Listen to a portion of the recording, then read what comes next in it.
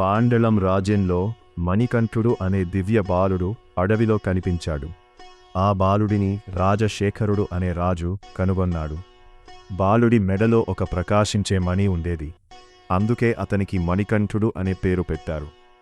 చిన్న వయసులోనే ధైర్యం, జ్ఞానం, దయ ఇవన్నీ కలిపి అతడు అందరినీ ఆశ్చర్యపరిచాడు. ఒకరోజు రాణి అనారోగ్యంగా నటించింది. నాకు పులి పాలు కావాలి అని చెప్పింది. ఇది అసాధ్యం అనుకున్నారు అందరూ. కాని మణికంఠుడు మాత్రం భయపడలేదు. మణికంఠుడు అడవిలోకి వెళ్ళి ఒక భయంకరమైన పులిని వశపరిచి ఆ పులిపై ఎక్కి పులుల గుంపుతో రాజభవనానికి తిరిగి వచ్చాడు.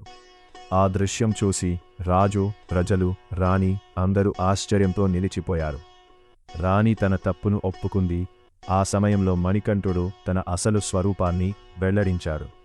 తానే అయ్యప్ప స్వామి అని ప్రకటించాడు. తర్వాత శబరిమలలో నివాసం ఏర్పరిచి భక్తులకు మార్గదర్శకుడయ్యాడు.